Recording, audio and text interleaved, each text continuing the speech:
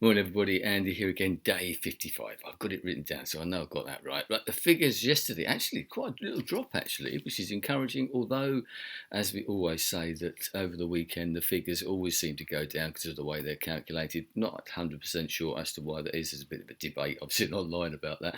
Anyway, the reported deaths yesterday, 170. And the total, still 170 people. You've got to realise that. That's still an individual person for each one of those. So I'm not celebrating too much. The total deaths 37,636. So that isn't good at all, is it?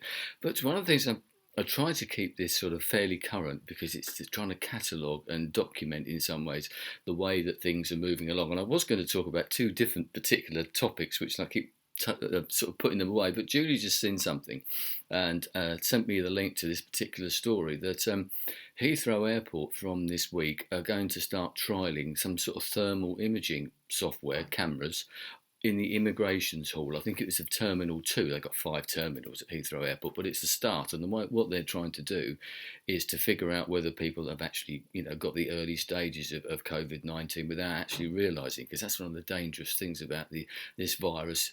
Probably one of the most dangerous is the fact that we can all walk around with it, not knowing that we've got it for several days before the symptoms start to show. And obviously, with the R rate and all that type of thing, we could be infecting God knows how many people before we actually become ill. So it's not your fault, you're not doing anything wrong because you just don't know.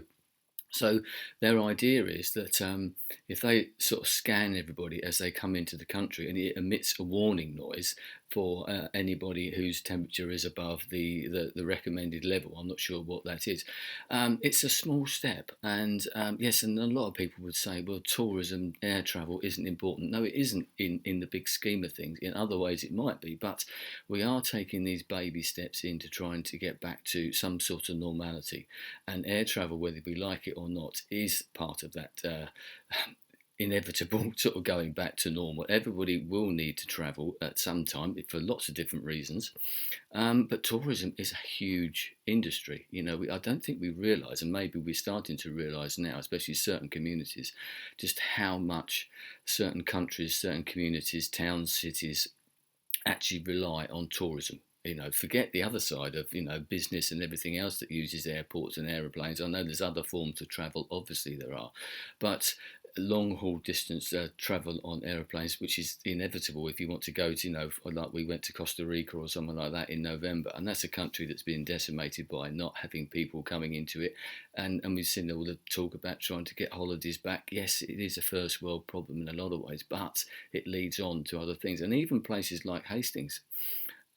We rely on tourism quite a lot. I've mentioned it in several ways, not just from the UK. A lot of people come to this particular area from Europe, from further afield, because it is close to the continent. Yes, some can come by boat, some can come by train via the Channel Tunnel or something, but a lot of them fly into the country.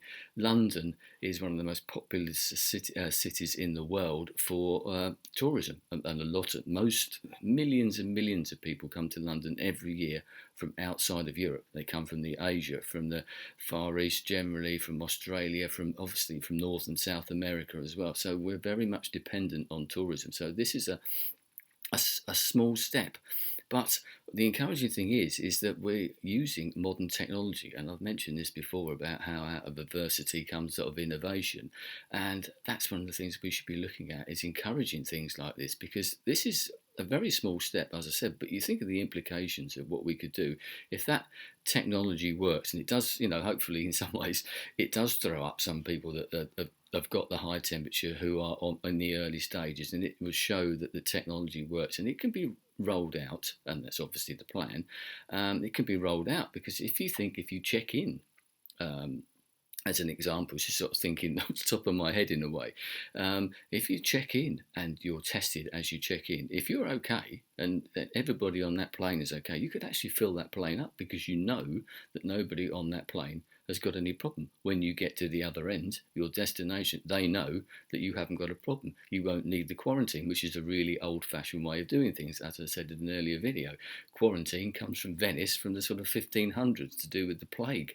We've come a long way since then, so why don't we use the technology and work on that technology? One thing I will mention is that the manager of Heathrow Airport, who was talking about this, actually stated, and it's a very, very good point, that this needs to be joined up thinking.